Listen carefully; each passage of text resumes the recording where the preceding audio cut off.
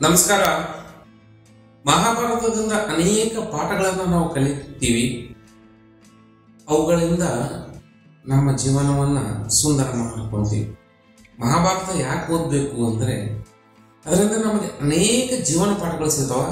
ಆ ಪಾಠಗಳು ಕಲಿಯೋದ್ರಿಂದ ನಮ್ಮ ಜೀವನ ಸುಂದರವಾಗ್ತದೆ. ಅದಕ್ಕಾಗಿ ಮಹಾಭಾರತವನ್ನು ನಾವು ಓದಬೇಕು. ಮಹಾಭಾರತದಲ್ಲಿ ಅದ್ಭುತವಾದ ಜೀವನ ಪಾಠಗಳಿದ್ದಾವೆ. ಒಂದು ಉದಾಹರಣೆಯಾಗಿ ಹೇಳಬೇಕಂದ್ರೆ, ಜೀವನದಲ್ಲಿ ಜೂಜನ್ನ ಆಡಬಾರದು ಅನ್ನೋದು ಮಹಾಭಾರತದ ಒಂದು ಪಾಠ. ಅನೇಕ ಪಾಠಗಳಲ್ಲಿ ಒಂದು ಪಾಠ, ಎಲ್ಲ ಪಾಠಗಳನ್ನು ಮುಖ್ಯ ಪಾಠಗಳಲ್ಲಿ ಇದು ಕೂಡ ಒಂದು. ಜೂಜಾಡಬಾರದು. ಜೂಜಾಡಿದರೆ ಮನುಷ್ಯನ ಪರಿಸ್ಥಿತಿ ಏನಾಗ್ತದ ಅಂತೇಳಿ ಮಹಾಭಾರತ ನಮಗೆ ತಿಳಿಸಿಕೊಡ್ತದೆ. ಪಗಡೆಯ ಆಟದಲ್ಲಿ ಕುಳಿತಂತ ಧರ್ಮರಾಯ ತನ್ನ ರಾಜ್ಯವನ್ನೇ ಕಳ್ಕೊಂಡ, ಜೊತೆಗೆ ತನ್ನ ಪತ್ನಿಯನ್ನು ಕೂಡ ಕಳ್ಕೊಂತಾನೆ. ನೋಡ್ರಿ, ಜೂಜು ಮನುಷ್ಯನನ್ನ ಯಾವ ಮಟ್ಟಕ್ಕೆ ತೆಗೆದುಕೊಂಡು ಹೋಗ್ತದಂದ್ರೆ ಇಡೀ ಕುಟುಂಬನೇ ಸರ್ವನಾಶ ಮಾಡಿಬಿಡ್ತದ. ಇಡೀ ಕುಟುಂಬನೇ. ಒಬ್ಬ ವ್ಯಕ್ತಿಯ ಜೂಜಿನಿಂದ ಆ ವ್ಯಕ್ತಿಯ ಕುಟುಂಬವೇ ಸರ್ವನಾಶ ಆಗ್ತದೆ. ಅಲ್ಲಿ ನಾವು ಏನೋ ಒಂದು ಆಸೆಯಿಂದ ಆಡಕ್ ಹೋಗ್ತೀವಿ. ಕೆಲವೊಂದ್ಸಾರಿ ಮನೋರಂಜನೆಗೆ ಆಡಕ್ ಹೋಗ್ತೀವಿ. ಆ ಮನೋರಂಜನೆ ಇರ್ಬೋದು, ಆ ಆಸೆ ಇರ್ಬೋದು, ನಮಗ ಹಾಳು ಮಾಡಿಬಿಡ್ತದೆ. ಲಾಭ ಇಲ್ವೇ ಇಲ್ಲ.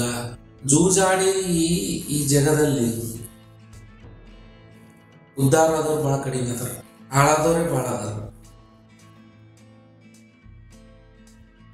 ಅದು ಮನುಷ್ಯನ ಒಂದು ಸ್ವಭಾವ. ಅದು ಜೂಜಾಡೋದು, ಆ ಸ್ವಭಾವವನ್ನು ನಾವು ಬಿಟ್ಟಾಕ್ಬೇಕು. ಆಸೆ ಮಾಡೋದು ಮನುಷ್ಯನ ಸ್ವಭಾವ, ಅದನ್ನ ನಾವು ಬಿಟ್ಟಾಕ್ಬೇಕು. ಹೆಂಗ್ ಬಿಟ್ಟಾಕ್ಬೇಕು? ದಾರಿ ಬೇಕಲ್ಲ, ಅದನ್ನು ದಾರಿ ಅಂತ. ಏನಂದ್ರೆ, ನಾವು ನಮ್ಮ ಶ್ರಮವನ್ನ ಹೊರತುಪಡಿಸಿ ಉಚಿತವಾಗಿ ಬರ್ತಕ್ಕಂಥ ಹಣವನ್ನ ಆಸೆ ಮಾಡಬಾರದು. ಈ ಒಂದು ಸಿದ್ಧಾಂತ ನಮ್ಮ ಜೀವನದಾಗ ನಾವು ಅಳವಡಿಸ್ಕೊಂಡೇವಂದ್ರೆ ನಾವು ಜೂಜಿನಿಂದ ಸುರಕ್ಷಿತವಾಗಿರ್ತೀವಿ, ಜೀವನದಲ್ಲಿ ಬೆಳಿತೀವಿ. ಜೂಜಿನಿಂದ ನಾವು ಗಳಿಸೋದಕ್ಕಿಂತ ಕಳ್ಕೋದೇ ಹೆಚ್ಚಿಗೆ. ಜೂಜಾಡೋರನ್ನು ನೋಡ್ರಿ, ನೀವು ಕಳ್ಕೊಂಡಿರ್ತಾರೆ. ಎಲ್ಲೋ ಒಂದ್ ಸ್ವಲ್ಪ ಬಂದಂಗಾಗಿರ್ತದ, ಬಂದಿದ್ರದ್ದು 10 ಪಟ್ಟು 20 ಪಟ್ಟು 100 ಪಟ್ಟು ಹೋಗಿರ್ತದ. ಹೋಗಿದ್ದು ಯಾರು ಹೇಳಲ್ಲ, ಬಂದಿದ್ದಿಟ್ಟು ಪ್ರಚಾರ ಮಾಡ್ತಾರೆ.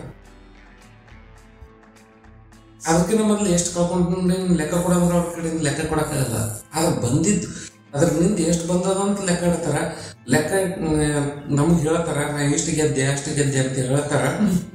ಆದರೆ ಆ ಗೆದ್ದ ಹಣನು ಅವರಲ್ಲಿ ಉಳ್ಕೊಂಡಿರಲ್ಲ, ಅದನ್ನು ಖಾಲಿ ಮಾಡ್ಕೊಂಡಿರ್ತಾರ ಒಂದಿಲ್ಲ ಒಂದಿನ. ತಾವು ದುಡಿದ ಆ ಗೆದ್ದ ಹಣದ ಜೊತೆಗೆ ದುಡಿದ ಹಣವನ್ನು ಕೂಡ ಸೇರಿಸಿ ಪೂರ್ತಿ ಖಾಲಿ ಮಾಡಿರ್ತಾರ. ಖಾಲಿ ಮಾಡಿ ನಡು ರಸ್ತೆಯಲ್ಲಿ ನಿಂತಿರ್ತಾರ. ಜೂಜಿನಿಂದ ನಮ್ಮ ದಶೆ ಎಲ್ಲಿ ಬರ್ತದಂದ್ರ ಮನೆಯಂದು ನಡು ರಸ್ತೆಗೆ ಬರ್ತದ ನಮ್ಮ ಕುಟುಂಬ. ಈ ರೀತಿ ಜೂಜಿನಿಂದ ದುರ್ದೇಶಿಗೆ ಒಳಗಾಗ್ತಕ್ಕಂಥ ಸ್ಥಿತಿ ಅದ. ಅದಕ್ಕೆ ಜೂಜ್ ಆಡಬಾರ್ದು ಅನ್ನೋ ಪಾಠ ಮಹಾಭಾರತ ನಮ್ಗೆ ಕಲಿಸಿಕೊಡಬೇಕು. ನೋಡ್ರಿ, ಹೆಂಡತಿ ಅರ್ಧಾಂಗಿ ಒಂದಿಷ್ಟು ಹಣ ಹೋಗ್ಲಿ, ಭೂಮಿ ಹೋಗ್ಲಿ, ಚಿನ್ನ ಹೋಗ್ಲಿ, ಆದ್ರೆ ಈ ಪತ್ನಿಯನ್ನೇ ಜೂಜಿಡೋದಂತ ಉದಾಹರಣೆಯಲ್ಲಿ ತೋರಿಸಿದ್ದಾರೆ. ಮನುಷ್ಯ ಆ ಮಟ್ಟಕ್ಕೆ ಇಳಿದ್ಬಿಡ್ತಾನಂತ. ಅದೆಷ್ಟು ಮಟ್ಟದ್ದು ಕೆಳಮಟ್ಟದ್ದು ಸ್ಥಿತಿ ನೋಡ್ರಿ, ಜೂಜಿಗೊಳಗಾದಂತ ಮನುಷ್ಯ. ಮತ್ತೆ ಜೂಜಾಡುವ ಸಂದರ್ಭದಲ್ಲಿ ಇತರರ ಪ್ರೇರಣೆಗೂ ಕೂಡ ಒಳಗಾಗಬಾರ್ದು. ಇತರರು ನಮ್ಮನ್ನು ಪ್ರೇರೇಪಿಸ್ತಿರ್ತಾರೆ, ನೀ ಅನ್ಬಿಡು, ಏನಾಗ್ತದೆ, ಇಷ್ಟೇ ನಿಂಬಲ್ಲಿ. ಅಲ್ಲಿ ಹಂಗೆ ಆಗಿದ್ದು ಮತ್ತೇನದ, ಅಲ್ಲಿ ಒಂಥರ ಪ್ರೇರೇಪಿಸಿ ನಮ್ಮನ್ನು ಪೂರ್ತಿ ಬರ್ಬಾದ್ ಮಾಡಿಬಿಟ್ಟಿರ್ತಾರೆ. ಅದಕ್ಕೆ ಅಂತಹ ಜೂಜಿನಿಂದ ದೂರ ಇರಬೇಕು ನಾವು. ಮನೋರಂಜನೆಗೆ ಪಡೀಲಿಕ್ಕೆ ಸಾಕಷ್ಟು ಪ್ರಕಾರಗಳಾದವಿಲ್ಲ. ಜೂಜಿನಿಂದಲೇ ಮನೋರಂಜನೆ ಪಡಿಬೇಕು ಅನ್ನೋ ಆಸೆ ನಮ್ಗೆ ಬೇಡ. ಮನೋರಂಜನೆ ಮುಂದೊಂದು ದಿನ ಜೂಜಾಡಲು ಪ್ರೇರೇಪಿಸ್ತದೆ.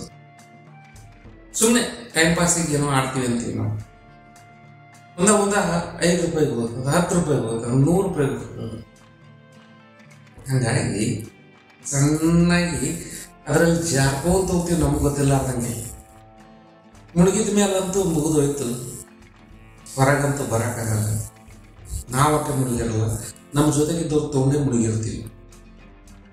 ನಾವು ಮಾಡಿದ ತಪ್ಪಿಗೆ ಅವರು ಶಿಕ್ಷೆ ಅನುಭವಿಸ್ತಾರೆ. ದ್ರೌಪದಿಯ ವಸ್ತ್ರಾಪರಣ ಅಂತ ಅಂದ್ರೆ ನಾವಷ್ಟೇ ಅಪಮಾನ ಆಗೋದಿಲ್ಲ, ನಮ್ಮ ಕುಟುಂಬದವರು ಕೂಡ ಪೂರ್ತಿ ಅಪಮಾನಕ್ಕೊಳಗಾಗ್ತಾರ, ಅವಮಾನವನ್ನು ಅನುಭವಿಸ್ಬೇಕಾಗ್ತದೆ. ಅಲ್ಲಿ ಅದೊಂದು ಉದಾಹರಣೆ. ನಮ್ಮ ಜೂಜ್ ಆಡೋದ್ರಿಂದ ನಾವಷ್ಟೇ ಕನಿಷ್ಠರಾಗೋದಿಲ್ಲ, ನಮ್ಮ ಕುಟುಂಬರನ್ನು ಕನಿಷ್ಠ ಸ್ಥಾನಕ್ಕೆ ತಂದು ನಿಂದಿರಿಸ್ತೀವಿ ನಮ್ಮಿಂದ ಅನ್ನೋ ಸಂದೇಶ ಇಲ್ಲ. ಅದಕ್ಕೆ ಪುಗ್ಸೆಟ್ಟೆಯಾಗಿ ಬರ್ತಕ್ಕಂಥ ದುಡ್ಡನ್ನು ನಾವು ನಿರೀಕ್ಷೆ ಮಾಡೋದನ್ನ ಬಿಟ್ಬಿಡೋಕೆ ಜೀವನದಾಗ. ಯಾಕೆ ಬೇಕ್ರಿ? ಹಾಲು ಕುಡಿದವ್ರಿಗೆ ಉಳಿಯಲಾಗ್ಯಾರಂತೆ, ಇನ್ನು ವಿಷ ಕುಡಿದವ್ರು ಉಳಿತಾರ ಈ ಜಗತ್ನಾಗ? ಪುಗ್ಸೆಟ್ಟೆ ಬಂದಿದ್ದು ನಂಬಲ್ಲಿ ಏನಾದ್ರು ಉಳಿತದ? ಅದು ಪಾಪದ ಹಣ, ಬೇರೆಯವರ ನೋವಿನಿಂದ ಬಂದಂತ ಹಣ ಅಂತ ನಂಬಲ್ಲಿ ಉಳಿತದ. ಅದರಿಂದ ನಾವು ಉದ್ಧಾರ ಆಗ್ತೀವಿ. ನಾವು ಗೆದ್ದೀವಿ ಅಂದ್ರೆ ಮತ್ತೊಬ್ರು ಸೋತಾಗಿ ನಾವು ಗೆದ್ದಿರ್ತೀವಿ. ಅವರು ಸೋತಾಗ ಏನು ಉಸಿರಾಗ್ತಾರಲ್ಲ, ಆ ಉಸಿರನ್ನು ಶಾಪ ನಾವು ತಟ್ಟದೇ ಇರಲ್ಲ. ಆ ಪಾಪದನ್ನ ನಮ್ಗೆ ಹಾಕ್ಬೇಕು. ನಾವು ದುಡಿತಿದ್ದು ನಮ್ಗೆ ಸರ್, ಭಗವಂತನಲ್ಲಿ ನಿಷ್ಠೆ ಇಟ್ಟು ನಮ್ಮ ಕೆಲಸದಲ್ಲಿ ನಾವು ನಿಷ್ಠೆ ಇಟ್ಟು ದುಡಿದಿದ್ರೆ ನಾವು ಸಾಕಷ್ಟು ಮೇಲೆ ಇರ್ತೀವಿ. ಜೂಜಿನಿಂದ ಯಾರು ಮೇಲೆ ಇರಲ್ಲ, ದುಡಿಮೆಯಿಂದ ಮೇಲೆ ಇರ್ತಾರೆ, ಪ್ರಾಮಾಣಿಕತೆಯಿಂದ ಮೇಲೆ ಇರ್ತಾರೆ. ಅದನ್ನು ನಮ್ಮ ಮನಸ್ಸಿನಲ್ಲಿ ಇಟ್ಕೊಂಡು ನಾವು ಸಾಕ್ತಾ ಇರ್ತೀವಿ. ಅಂದಾಗ ಮಾತ್ರ ನಾವು ಜೂಜಿನಿಂದ ಹೊರಬರಕ್ಕೆ ಸಾಧ್ಯ. ಧನ್ಯವಾದಗಳು.